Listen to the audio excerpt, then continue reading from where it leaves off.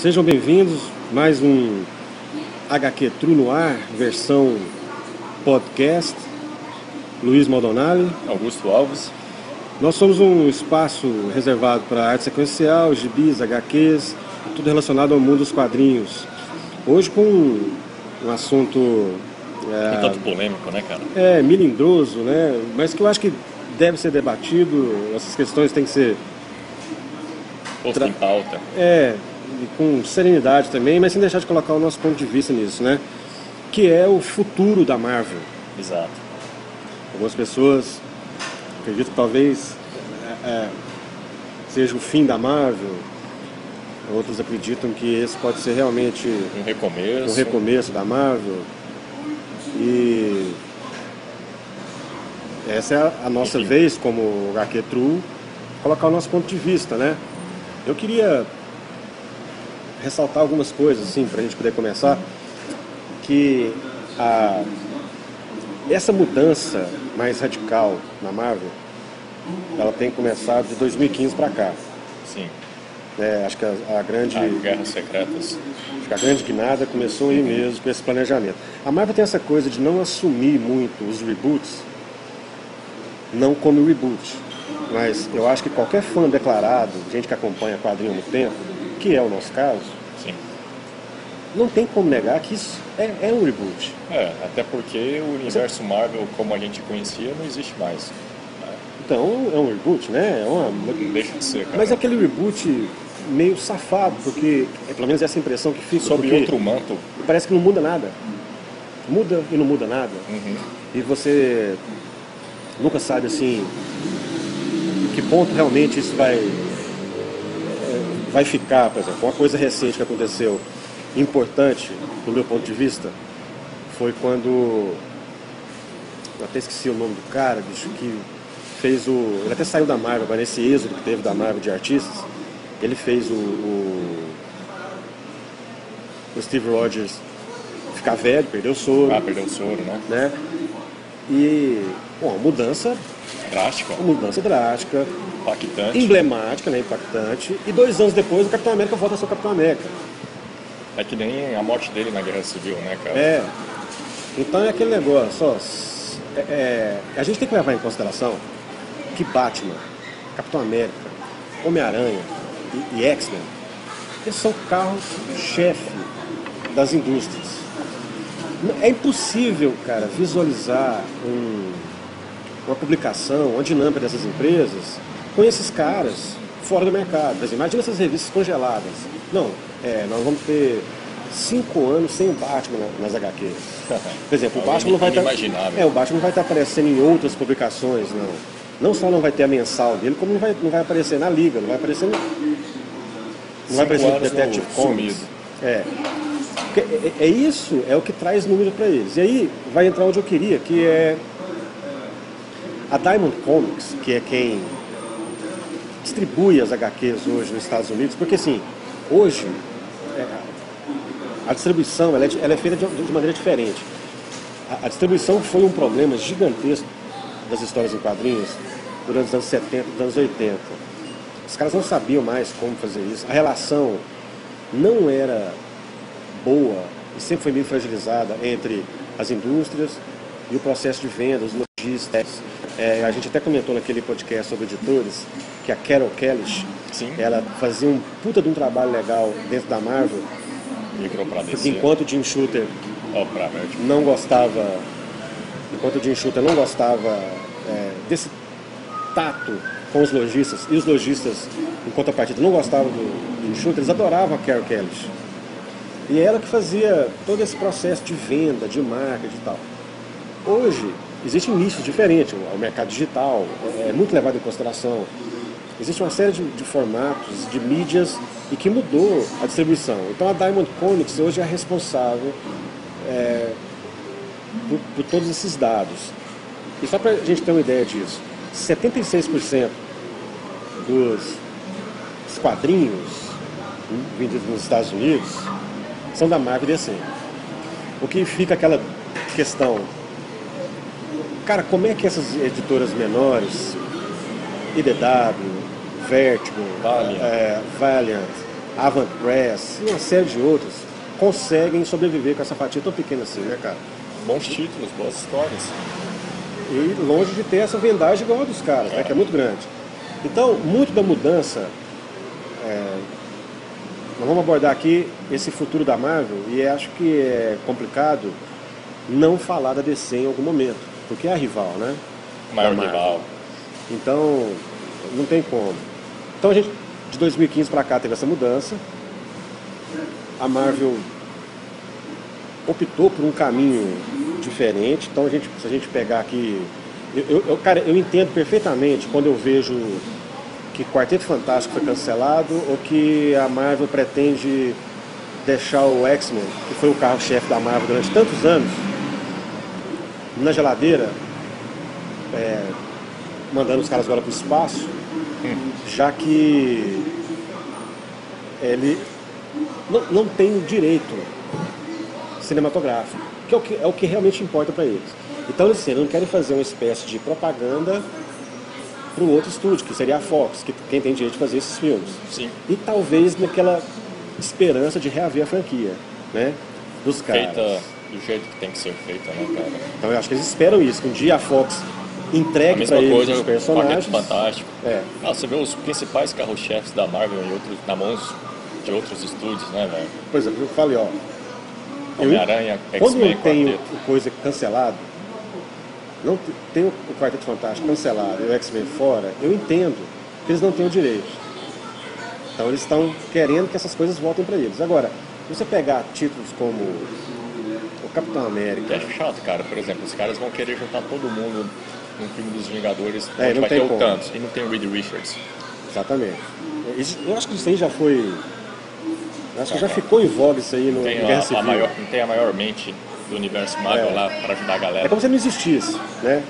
Justamente. Então aí você pega os outros Vingadores, Homem-Aranha, Homem de Ferro, todos, Thor, todo mundo foi repaginado, cara. E aí nós vamos realmente para onde a coisa fica melindrosa. Porque existe um grupo de justiceiros sociais nos Estados Unidos, quer dizer, na verdade existe em todo mundo, né? E alguns deles, cara, trabalham dentro de blogs e jornais famosos nos Estados Unidos. Inclusive Vanity Fair, New York Times, aquele Canada Post, não sei o quê. Tem os caras nesses lugares. E cada crítica negativa desses caras sobre o quadrinho não ser representativo para minoria ou para etnias, e isso pode gerar um certo conflito. As pessoas poderiam deixar de comprar as HQs, porque a HQ não está representando essas pessoas. 47% hoje do quadrinho vendido nos Estados Unidos é para a faixa feminina. Então são as garotas, são as mulheres que estão comprando essas HQs. Você vê a nova Batgirl que teve uma repaginada. Exatamente. Então, isso não é por uma questão assim de ideologia, como muita gente pensa. Era até bom que fosse, cara. Era até bom que fosse, mas na verdade não é uma questão de ideologia. É uma questão de alinhamento editorial com o espelho. O quadrinho não tem uma função de ser um espelho. Quer dizer, eu acho que ele tem uma função de ser um espelho que acontece na sociedade, mas ele não tem uma função de ser um educador social de representatividade. Ele até pode fazer isso, mas ele não pode ficar incumbido assim com esse peso nos ombros, né, cara? E lembrando... Ele tem que representar o que está acontecendo, lembrando mas não que se a encarregar Marvel, somente disso. antes desse universo cinematográfico gigantesco, ela foi feita, cara, pelos fãs. Então você pega aí 60, 70 e 80, foram os fãs que transformaram a Marvel no que a Marvel é. E esses fãs, eles acompanham, assim, é difícil você ver, por mais que o Miles Morales seja muito legal como Homem-Aranha, é um outro universo. Agora, é difícil você entender Homem-Aranha, e acho que você pode falar isso muito bem, porque você é um fã do Homem-Aranha. Homem-Aranha sem Peter... Bicho, eu não consigo conceber Homem-Aranha sem Peter Parker. Cara, isso aconteceu na polêmica saga do clone. Isso lá a segunda metade dos anos 90, sabe? Eles tiveram que dar uma... Eles quebraram a cabeça, assim, ficaram cara, loucos pra tentar consertar a cagada da saga no final da saga do clone. Justamente, a lembrança que eu tenho, cara, é que naquela época eu não tinha computador, então ainda não tinha A informação Facebook. era totalmente diferente, né, Era cara? totalmente diferente. E eu era uma criança de 10 anos de idade, sabe? Então a minha reação foi do tipo assim, peraí, Homem-Aranha, Peter Parker não é mais o Homem-Aranha? Pô, vou parar de colecionar, vou parar de acompanhar, Exatamente. sabe? Esse tipo de sentimento, ele continua, cara. Justo, é o mercado agindo, sabe? Estrangula, é a bolha, né? Existe uma bolha com todas essas coisas. E assim, é difícil. Do mesmo jeito eu falo, é difícil você pegar personagens icônicos como o Capitão América e o Capitão América não ser Steve Rogers. Não há o menor problema em o Capitão América ser negro. Não é isso, o Falcão é um barato. E o Falcão já foi o Capitão América. Mas o problema não é esse. Então, usar desse subterfúgio para fingir que isso é uma escolha por ideologia é uma mentira muito gigante da Marvel. É um oportunismo gigantesco e é um medo, uma covardia diante desse grupo de justiceiros sociais que prometem infernizar a vida de todo mundo com isso, mas que não compram, não consomem HQ. Nós até já conversamos isso em off, cara, porque a Marvel é um universo tão grande, com personagens dos mais diversas raças. Então, assim, por que não fazer uma história legal com um Blade, por exemplo? Que é demais, né, cara? Por que não fazer uma história legal com Luke Cage, né? Sobre isso aí... Você vê, por exemplo, Charles Xavier, cara, que é um dos mutantes mais poderosos do universo Marvel, é um deficiente físico, saca? Se as pessoas não entenderam até hoje a mensagem do X-Men, até hoje, eu não sei o que mais tem que ser feito. Né? Que os X-Men foi concebido exatamente por essa isso. ideia. A Aurora é do Kenny. Né? O Pássaro Trovejante, que até morreu naquela edição, depois da primeira missão Apache. Deles, o Mundo Apache, ele... um índio. Né? Toda aquela questão do racismo, da intolerância, assim, Dias de Futuro Esquecido, sobre a coisa do... exemplifica bem isso aí. Sobre a coisa do Luke Cage, né, que agora está explodindo aí. Agora todo mundo gosta do Luke Cage, né, porque passa na televisão. Agora tá na Netflix, né? Agora tá na Netflix, todo mundo gosta do Luke Cage. Uma coisa com isso. É tão um processo que eu tenho chamado de disneyficação. A Disney, cara, tem... Eu fui muito fã das coisas que o quadrinho romantizou algumas visões de desenhos e ilustração pra mim, né? Então eu fui criado assim, vendo aqueles caras do classicismo do desenho. Sim. Muito forte, né? Eu sempre gostei demais dos John Buscema, o próprio Sal Buscema. Nossa, cara. Eu gosto, cara, John Romita Senior, assim, muito fã desses caras, John Byrne. Claro, Frank Miller, apesar de ser mais cartunesco, sempre adorei o traço dele, adorei mesmo. O Steve Ditko, o Jack Kirby, o que é isso? Caramba. Esses caras, assim, eles foram muito representativos pra mim. Acabou de sair um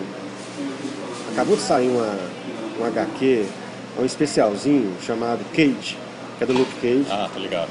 Ele é todo quadrinesco, cara. Assim, de bem cartoon. Engraçado, infantil pra caramba. E aí é um contraste absurdo com o Luke Cage dos anos 70, que surgiu naquela leva de Black Exploitation, né? Panteras Negras. Tudo bem, pode até ser interessante, sim, mas... E o lance é que quem desenha é o Gary Tartarovsky, acho que é isso. Esse cara é um russo, animador, Sei. que foi o cara que fez aquele Laboratório de Dexter. Nossa, Samurai cara. Jack. Desenhou assim, pra Cartoon Network. Um monstro, ótimo. Mas eu só acho que o perfil não é esse. Saiu agora esses novos campeões Sei. que é uma turma que vem para suprir a lacuna deixada pelo o X-Men mais novo, que seria mais ou menos o Novos Titãs Ah, sim. da Marvel, para essa lacuna de grupo pré-adolescente, que praticamente foi o que o X-Men significou na minha pré-adolescência, mas era muito mais maduro. E lembrando que lá, aqui pra gente, foi metade dos anos 80 que estourou o X-Men com o Chris Claremont. Nossa, E o John Byrne, né? Foi naquela época. Esse grupo agora é feito pela a Kamala Khan, que é a Miss Marvel, nova, o Miles Morales, Sim. o Hulk como Amadeus Cho, o Nova, que eles trouxeram Nova, a filha do Visão, Ah, tô ligado. que é aquela Vive. Acho que tem mais um, não tô lembrando. Nesse grupo agora chamamos os novos campeões, uma coisa assim. Saiu o número 1. Cara, e os desenhos são assim, Disney total.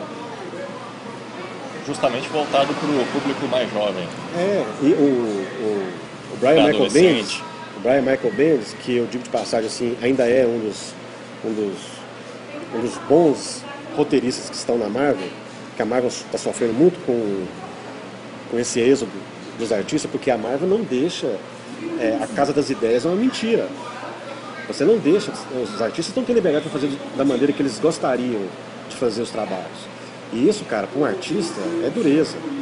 Então você tem a Image falando, aqui você pode fazer do jeito que você quiser. Tanto que The Walking Dead tornou um sucesso absoluto, né? Então, é complicado.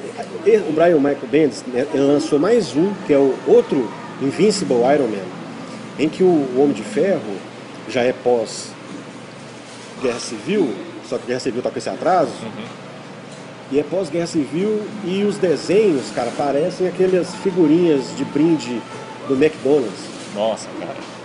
É engraçadinho também, o Homem de Ferro é bonitinho, fofinho. Cara. Né?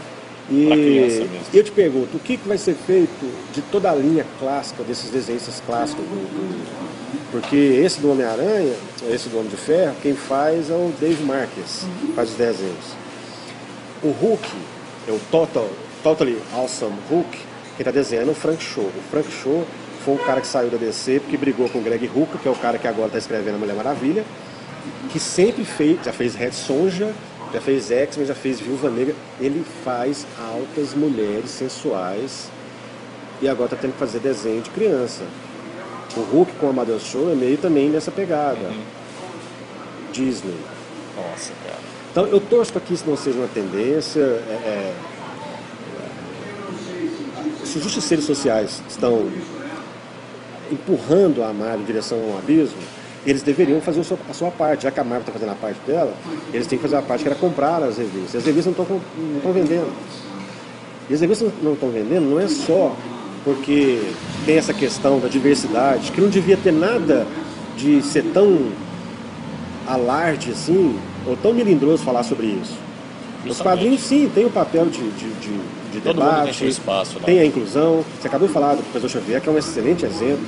A gente tem judeu no negócio. Demolidor, que é um deficiente visual. Né? E a inclusão, a Mulher Maravilha é um símbolo fortíssimo feminino, cara. E é de 1941, ela faz 75 anos esse ano. É um personagem sensacional, cara. Só fazendo o adendo aqui, cara, no filme Batman vs Superman, quando ela aparece, eu tava na sala do cinema, quando eu fui assistir o filme, o público feminino foi uma loucura, cara. Pois é. Outra coisa, esse último ranking de agosto, das 10 HQs de agosto dos Estados Unidos, que a Diamond Comics soltou essa lista, a única da Marvel que entrou é o Guerra Civil, porque é uma saga, tá naquela loucura. Nem a franquia do Star Wars entrou. E tem 2 revistas da Arlequina e uma do Esquadrão Suicida. E isso porque insistem que mesmo com aquela bilheteria gigantesca o filme foi um fracasso. E ele está revitalizando os personagens. Então, a Arlequina... Tanto que a Arlequina vai ter um filme solo. Então, isso cara, isso quer mostrar que assim, não é contra o personagem. A Arlequina já era um personagem que já existia, é do Bruce Timm, foi muito bem... Desenho, né, cara? Apareceu no ela veio do desenho para HQ. Então ela foi animada, lá no início dos anos 90. Exatamente, foi muito bem tratada, retratada, e tá aí, cara, fazendo um puta de um sucesso. A Mulher Maravilha, cara, a Mulher Maravilha é demais, assim. E agora, eu não sei se em busca de marketing ou se foi uma frase fora do contexto, o George Lucas, que é o cara que agora está escrevendo a Mulher Maravilha, soltou aí semana passada uma frase que a Mulher Maravilha é bissexual. E quem não entendeu isso até hoje é porque não leu direito, porque ela é de Temícera, Temícera foi criada só por mulheres, não tinha como e tal. Eu acho, cara, que o George Lucas é um cara bom, e ele tava com o Frank Cho, que brigou com ele, porque o Frank Cho falava que ele não deixava ele trabalhar, e ele foi pra Marvel. O Greg Rucka, ele é conhecido por fazer personagens femininos fortes, cara. Claro, o mercado precisa disso e é muito legal, mas será que a Mulher Maravilha, em uma reta final de pré-produção para filme, precisa de um marketing desse, que ela é bissexual? Desnecessário, cara. Eu acho que não precisa. A história tem que ser maior do que isso. Sim. A Mulher Maravilha é um ícone, assim como é Batman, assim como é Super-Homem. Ela faz parte da trindade da DC. Tanto que teve assim o título Trindade. Assim como a gente tem, por exemplo, naquele primeiro cânone da Marvel que saiu, a gente tem ali Homem-Aranha, cara, com o Quarteto Fantástico, o Hulk, as primeiras criações ali, né? E hoje o Hulk, a gente até vai fazer um programa especial sobre o Hulk, que completa 54 anos. Cara, o Hulk é um personagem tá esquecido, né? Largado, assim, sem o carinho necessário. Justamente. Ou que ele merece como um personagem icônico que é, né? Então, a gente não pode ficar vivendo de apenas de lampejos, de HQs alinhadas com filmes que estão saindo. A Marvel precisa, cara, pode inventar, pode fazer o que quiser, mas ela não pode esquecer de algumas coisas, entre elas, ela não pode esquecer do fã tradicional que ajudou a pavimentar o que a Marvel é hoje. Sem dúvida. Tudo bem, ela tem um público novo, tem como alcançar esse público novo. Pra você ter uma ideia, o Stuart Moore, que foi aquele cara que fez aquela versão romanceada do Guerra Civil, que é demais, né? Sensacional. Esse cara agora vai sair em janeiro de 2017, um crossover, mas um crossover estranho porque eles vão ocupar o mesmo corpo, que é o Deadpool com aquele Howard, The Duck, que até do Steve Gerber, que deu muito briga com a Marvel. Eles vão ocupar o mesmo corpo, e aí é Deadpool, The Duck. Aqui como Deadpool, o pato. Sim. E o desenho, a capa, cara, Disney. É um pato de origem engraçadinho, com a massa do Deadpool. E o desenho, o Stuart Moore escreve muito. Tomara que a história seja legal, mas do mesmo modo como eu falei daquela do Luke Cage. São personagens que necessitam tudo bem, ele é mais escrachado, mas eles necessitam de certo realismo, cara. Né? Daqui a pouco a gente tá vendo o Conan com essa pegada. Nossa, aí não rola, né, velho? Então, isso é outra coisa. Na contramão disso tudo, a DC fez um gol de placa em alguns movimentos aí, né? Primeiro que a DC, eu acho que baixou a bola, entendeu que os 952 teve mais erros do que acertos e resolveu fazer a coisa de um jeito mais básico, nostálgico. Então o Rebirth massacrou as escolhas da Marvel, a mudança da Marvel. Você pega na lista da Diamond, não é? É. Acho que dos 10 primeiros números lá do ranking, acho que 8 são da DC. São da DC. Tá todo mundo. A grande questão é, será que eles vão manter esse pique até o fim das edições? Né? HQs, roteiros, histórias são feitos de altos e baixos. Então é só o tempo que vai dizer isso, mas que eles fizeram um acerto muito grande. E muito disso, cara, eu acho que o Jim Lee agora, ele é um co-publisher dentro da DC. Então assim, depois do Dan Didio, acho que quem manda é ele. E ele fez umas coisas muito legais. A primeira delas, cara, é que ele começou a trazer um pessoal que saiu brigado da DC de volta para a DC. Por exemplo, há 3 anos atrás era impossível, inviável você imaginar o Warren Ellis na DC. O Warren Ellis não só voltou para DC, como ele agora vai supervisionar o título, o selo Wildstorm. Então ele vai trazer toda aquela turma de novo com total liberdade para ser, eu acho que é mais ou menos para ser o que a Vertigo vinha fazendo. Eu acho, cara, que vai ser um barato isso aí. Outra coisa, ele trouxe o Greg Rucka de volta, que assumiu a Mulher Maravilha, que a gente acabou de falar, e trouxe o Tony Isabella, que já fez umas coisas do Batman, fez umas coisas muito legais. Esse pessoal junto já é a cara que o Jim Lee está tentando fazer com essas coisas. Então, o clima lá é mais legal para isso. Ele vem reforçando. Lembra daquela banda, o My Chemical Romance? Sei pois demais. O Gerard Way, que era o vocal, ele é um quadrinista. Você lembra aquele Aranha Verso? Tenho lá. Ele que fez o Aranha Verso. Sério, Sério, mano? cara. Pô, E outra coisa, ele tem um selo que chama Young Animal. E ele fez aquele, que até tem aquele Gabriel Bach do Brasil, desenhista foda. Sei. Ele fez aquele a Umbrella Academy. A Umbrella Academy é do Gerard Way. E ele vai ser, esse selo agora foi para descer também com essa pegada adulta de muita inclusão, com personagens atípicos. Certo. E é mais uma jogada massa da DC, mostrando que você pode fazer a questão da diversidade, da inclusão, sem descaracterizar personagens clássicos, né? Você quer ver o Incrível Hulk como o Bruce Banner. Justo. Né? O Amadeus Cho é um grande personagem, é muito legal. É tido hoje como o 7º maior QI da Marvel. Muito legal. Mas eu acho que ele não deve ser o Hulk, né? A gente vai falar isso no programa. O Hulk sempre foi feito de conflitos, né, cara? O Bruce Banner sempre retratou isso muito bem. Então você vê um garoto de 17 anos curtindo o seu Hulk, é estranho, cara. Que vai contra a ideia do Hulk, né, cara? Ele sempre quis ficar em paz. Esse é o grande desejo dele, assim, né? Então, outra coisa, o Jason Aaron, ele assinou um contrato de exclusividade com a Marvel, mas que permite que ele ainda faça os trabalhos pela Image, os trabalhos autorais pela Image. Sim. Autorais dele. Até lançou aquele Southern Bastard, parece que é legal pra caramba. As críticas falam muito bem. E ele tá com ele fez umas coisas legais aí. A gente até vai falar no Leon Morra sobre aquele justiceiro dele, o Frank.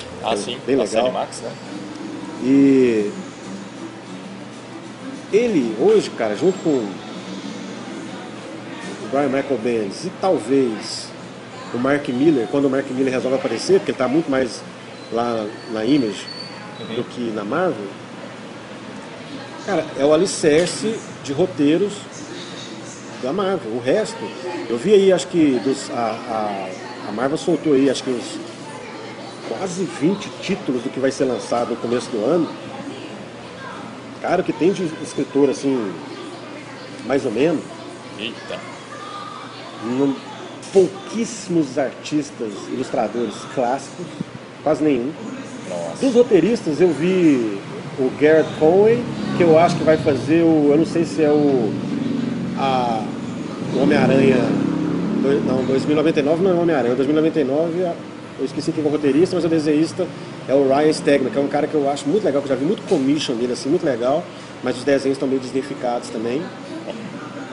O Brian Michael Bendis, que está com o Spider-Man mensal, e está com o Invincible Iron Man. Certo. E acho que o Greg Pak fazendo o Totally Awesome Hulk. Mas o resto, cara, poucos caras assim. Acho que aí tem o Jason Aaron fazendo algumas coisas, que é a minha expectativa dele fazer um grande trabalho, assim. Gosto muito dele, acho um puta artista, mas os caras das ideias diferentes, eles estão do outro lado, cara. Eles estão nos selos menores. O que aconteceu no meio da década de 80, a gente nunca mais vai ver, eu acho. O surgimento de um Grant Morrison. Nossa, Neil Gaiman. O Neil Gaiman tinha esse fetiche, assim. Ele chegou a fazer umas coisas pra Marvel, né? Fazer uma coisa aqui, uma coisa ali. Ele fez um Batman recente com outra muito legal. Mas não pode ficar vivendo de lampejo desses caras muito gigantescos que não pertencem É verdade. à empresa. Então, essa coisa de cada cronologia é datada por um artista durante determinado tempo e depois outro cara assume, mudando completamente tudo aquilo que foi feito, dá uma bagunçada, né, cara? Dá uma Estamos bagunçada. por base de Homem-Aranha, cara. Porque é agora parece impossível que falar de Homem-Aranha sem citar a família Romita, né, meu? Pois é. Nossa, o pai começou no final dos anos 60, quando o Steve Ditko saiu. Exatamente. Década de 70 Ele assumiu. Ele assumiu Depois. revitalizou a forma como o Homem-Aranha era desenhado, deixou ele mais musculoso. Isso. Né? Que foi um grande acerto Foi um também. grande acerto, porque assim, o desenho, o traço do Steve Ditko, cara, deixava o Homem-Aranha um tanto magricela. Sabe? Acho que ele queria fazer ele mais Ajeitar. plástico. Foi uma coisa que quem fez dessa forma e me agrada muito é o McFarlane, né? Demais. Que foi... Cara, eles deram uma guinada no Homem-Aranha, ali naquele comecinho dos anos 90. Total. Demais, né? Ele Isso ficou me lembra... muito famoso nessa fase aí, bicho. Isso foi uma das ruínas aí, né? Que ele chegou numa feira dessas Comic Con da vida, todo mundo com camiseta e pôster do Homem-Aranha dele, e ele não ganhava um centavo por isso.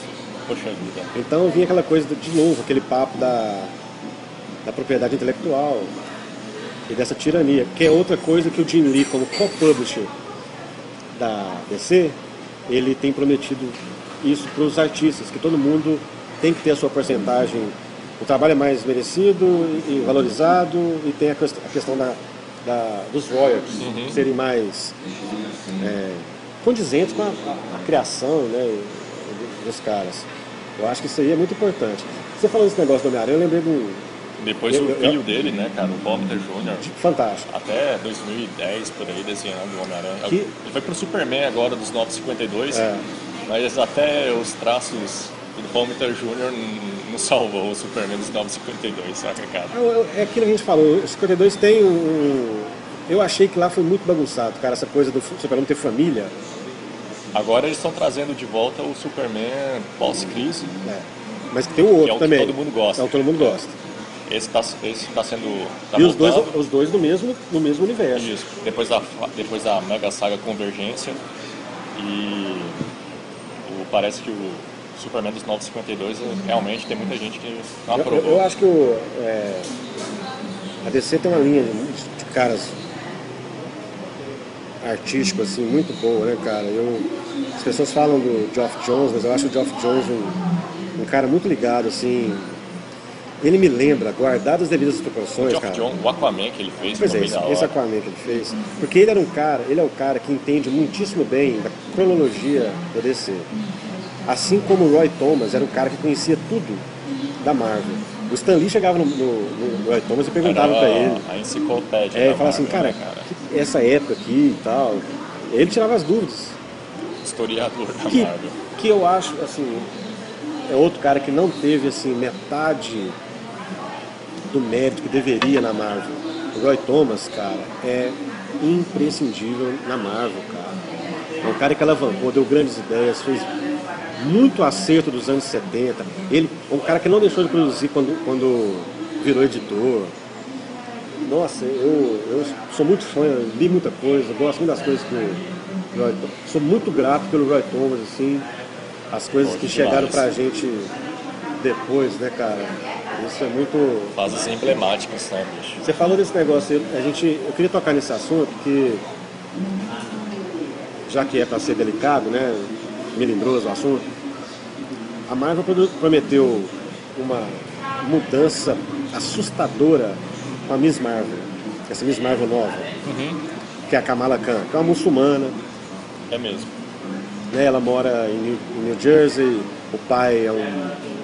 Também com a super tradicional. Homem de Ferro, que agora é Mulher de Ferro. Super tradicional, e a mãe é uma múmia e o irmão mala.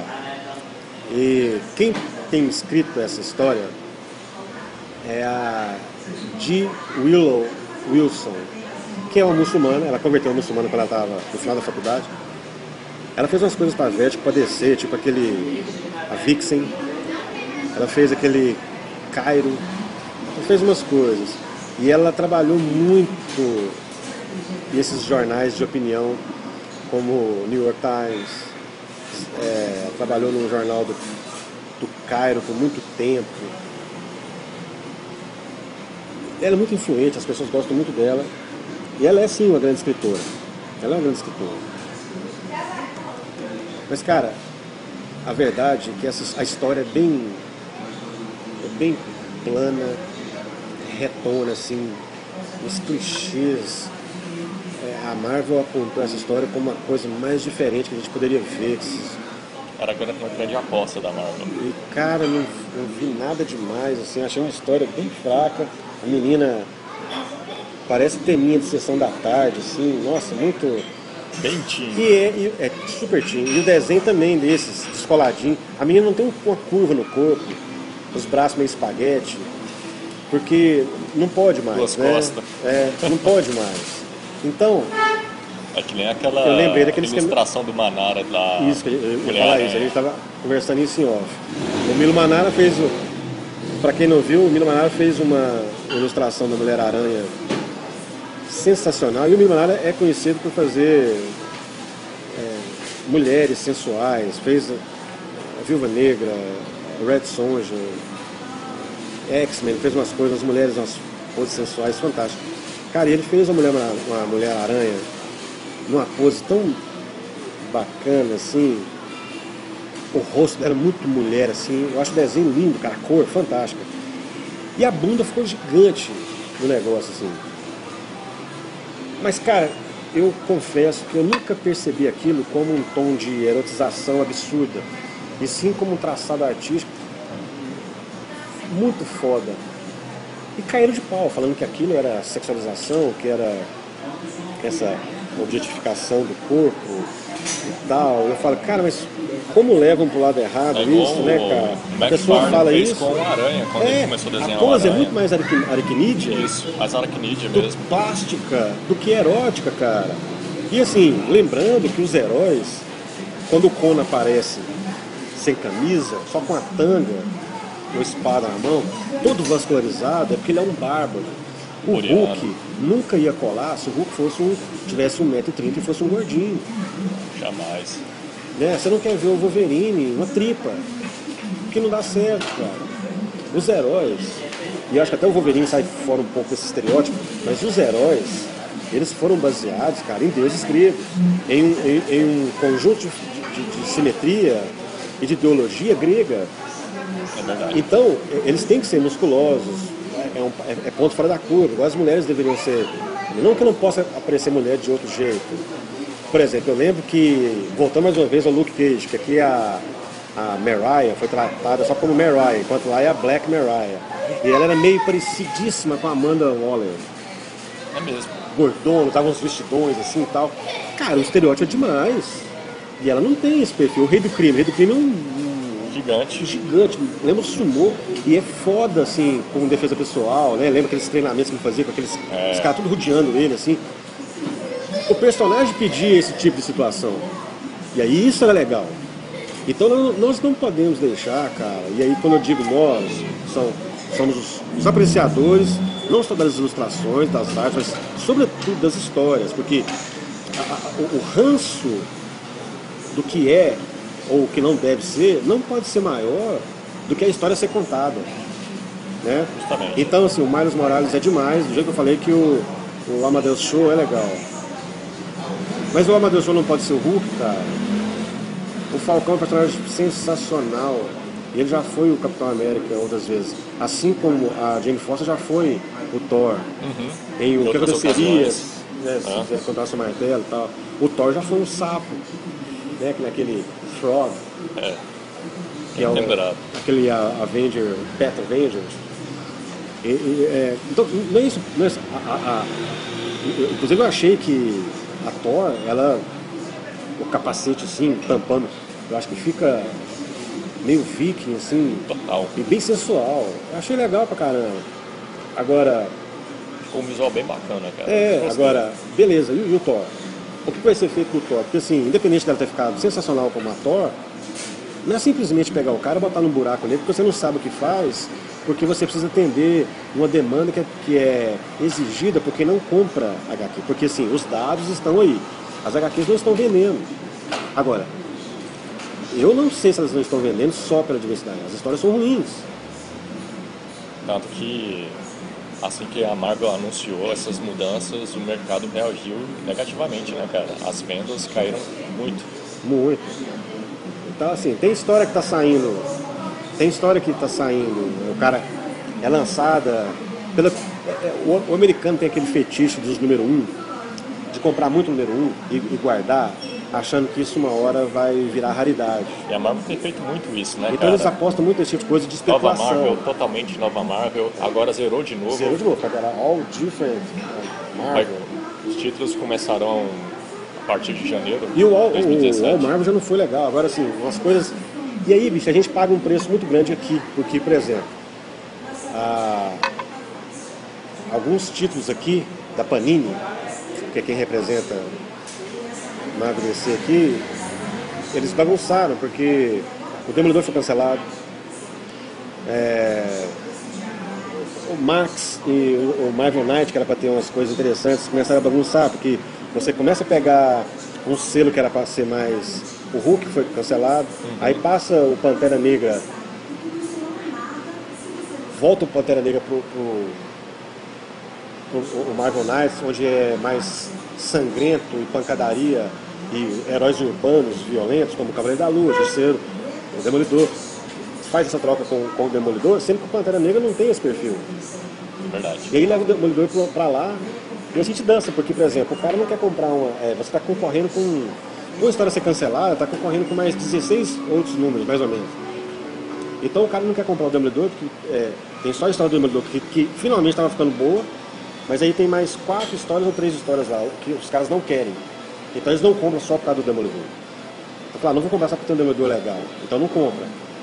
E aí, cara, a gente fica nessa loucura para completar as coisas, ou como que vai fazer, porque eles mesmos não sabem. E aí você publica até determinado número em capa dura, porque só isso que interessa, que dá mais dinheiro para eles, depois para, não continua a outra. O Hulk é um exemplo disso, que é muito mal tratado, não tem grandes sagas significativas trazidas em capas duras, salvo raríssimas versões que a Panini ou a Salvat faz a capa preta uma ou outra coisa. Uhum. Desde o Hulk contra o mundo, né, cara? Desde o Hulk contra o mundo. Então, soa muito como pegação de pé, cara, do que a gente vai fazer, como é que vai ser, não sei o quê.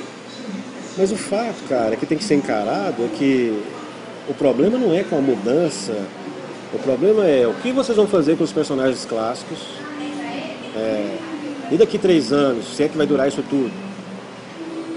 Daqui 1 ano e meio, quando metade dessas séries não estiver dando em nada, cancela de novo, faz outro reboot? Sempre desde o Guerra Civil, né, cara? Você termina de ler e fala assim, o Capitão morreu. Mas o Steve Rogers vai voltar, cara. Tem que vender. Tem que botar mais um centavo na capa com alguma coisa, alguma invenção. E aí tem uma série há quanto tempo eu não vejo uma revista do Punho de Ferro na banca? Mas agora eu tenho certeza que vai aparecer alguma coisa. Que vai ter canal na Netflix, então... É verdade. Tem que ter. Então, é isso que as pessoas têm que entender. Não tem ideologia porra nenhuma. É um oportunismo filho da puta, cara. Né? É um oportunismo filho da puta. É isso que a Marvel tem feito. Então, nem para acertar, nem para corrigir a coisa dentro de casa, ou baixar a bola, como a DC fez. A DC fez isso, a gente errou. Vamos no tradicional, os caras gostam de falar. O Batman, você não mexe na porra do Batman. Batman até ruim é bom, né, velho? Você não mexe na porra do Batman.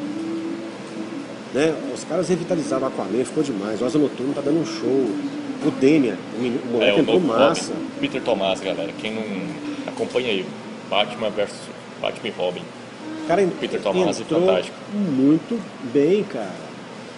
E aí, mais uma vez, eu falo, cara. O Grant Morrison fala isso, né? Foi ele que trouxe, né? Lá das antigas. O Grant Morrison fala isso. Apesar dele ser muito louco, ele fala, o herói tem que ser retratado como herói.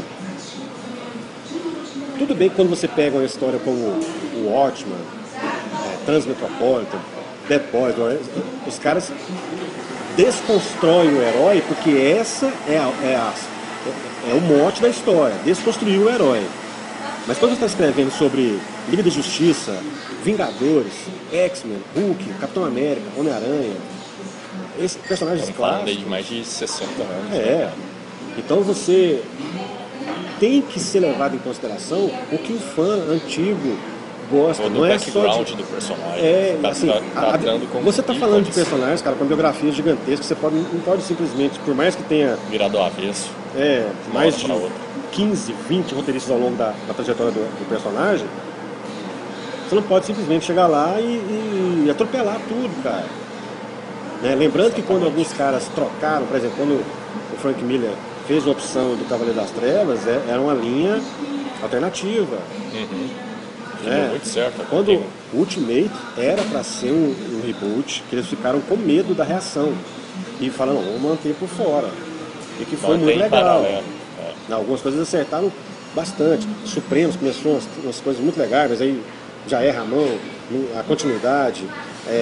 A Marvel tem uma coisa que muita gente não termina a saga que começa, e aí outro cara vem para terminar isso, e você não tem o final que talvez deveria ter. E isso tudo, cara, é por desavenças e por falta de autonomia dos artistas diante dos editores. Né? Jack, o editor. Jack, o editor. Então, é complicado, porque fica parecendo, cara, que você não quer que tenha diversidade ou que nada seja incluso. Nenhum momento aqui a gente não falou nada disso. Muito pelo contrário, cara. O quadrinho nasceu disso aí. Exatamente. Diversidade. Então a gente quer ver isso, mas sem destruir a biografia dos personagens. É muito louco, na minha cabeça, de quem acompanhou tudo, você tem uma Miss Marvel radicalzona, fazendo o papel mais ou menos que era do Homem de Ferro no antigo Guerra Civil. E ela está muito bem desenhada, linda. E aí você tem agora uma Miss Marvel barrados do baile. Barrados no baile. Com sessão da tarde. É verdade. Uma Turma da Mônica juvenil. Não, você pode fazer isso de jeito diferente, cara. Né?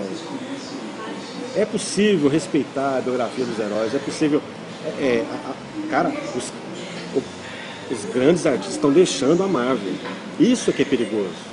Não é a diversidade, porque é perigoso, é história. John Romita Jr. foi pra descer, cara. Eu jamais imaginaria isso. E ele tá fazendo. Bicho, ele deu ele mudou algumas coisas. O que ele tem feito no Cavaleiro das Trevas 3. Cara, ele desenhou. Ele fez as artes finais lá. Não, você viu a última publicação do universo do Cavaleiro das Trevas, cara? Aquele do Lanterna mesmo, ele que finaliza. Ele finaliza o desenho do Frank Miller. Tem um que ele saiu mudou agora, recentemente, não estou lembrando o nome, acho que é Cruzada Final. É o que? É um prólogo pro Cavaleiro das Trevas. Ele conta a história do Jason Todd. Exatamente. É antes do Cavaleiro das Trevas. Tanto que... É fantástico, cara. Assim, o desenho tá diferente pra caramba. Cara. Tanto que o Cavaleiro das Trevas original, lá de 86, eles fazem a citação do Jason Todd, só que ninguém sabe o que aconteceu com o Jason Todd naquele universo. E essa HQ vem para contar essa história. Exatamente. Que é o Coringa na capa, tem umas capas variantes bem loucas também. Esse negócio da capa variante virou já foi uma loucura nos anos 90, né? E voltou de novo, assim, muita gente fazendo isso e tal. Eu sempre opto pela mais massa, cara. Eu não chego a comprar duas. Eu confesso que eu dou altas ratas, pego pensando que essa que é a principal e não é. Quando eu vejo, eu tô com a variante. Tô meio na loucura. Eu vejo assim, a que mais me chamar a atenção eu pego, cara. Tipo, o desenho mais louco, assim. Pra finalizar, eu sei que o assunto é extenso, longo. Dá pano pra manga isso aí, né, cara? Cara, a gente fale mais sobre isso em outras circunstâncias. O que eu queria deixar bem claro aqui, como um cara que acompanha quadrinho, que gosta, que se importa, acima de tudo, com quadrinho, é que eu não gostaria de ver o Luke Cage, do qual eu sou muito fã, no quadrinho, só porque a Netflix faz uma série, sabe? Eu queria que isso fosse feito sem a imposição e a determinação de ter que mostrar uma cultura negra. Isso faz parte do universo do Luke Cage. Justamente.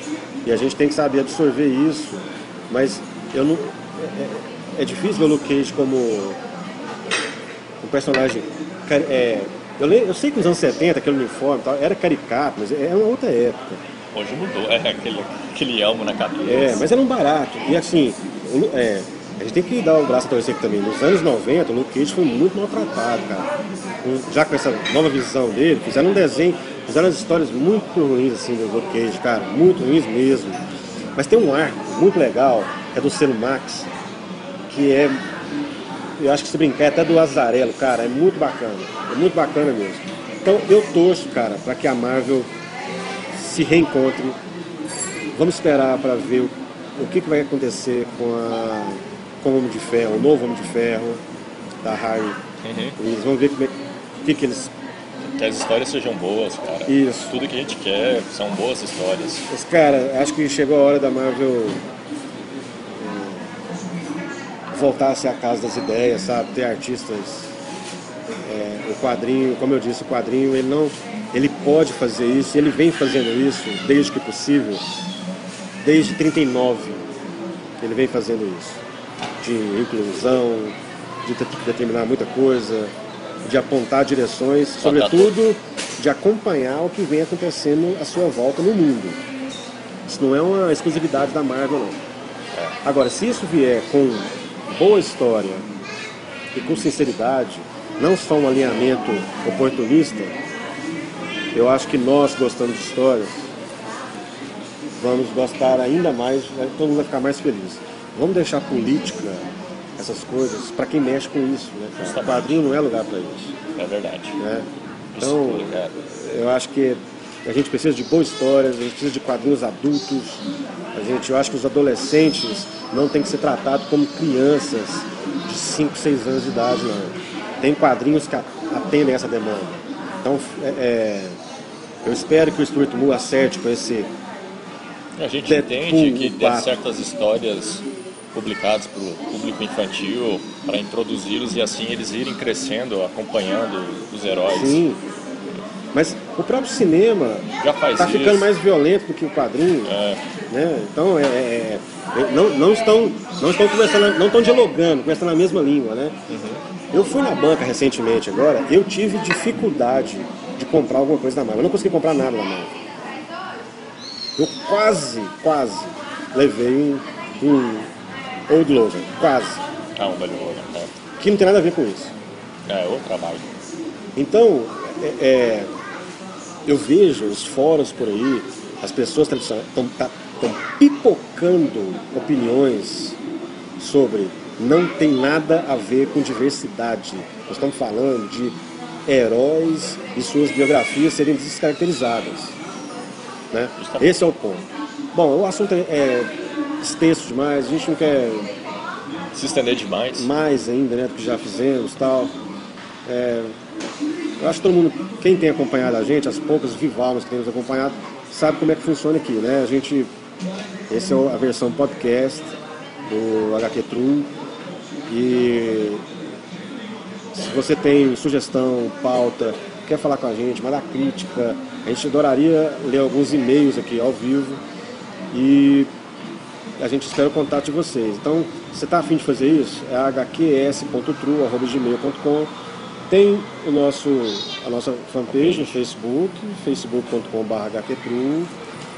Procurar procurar HQ True no YouTube também, você vai ter os vídeos. Espero que vocês tenham gostado. É isso aí, abraço a todos. Valeu, até a próxima.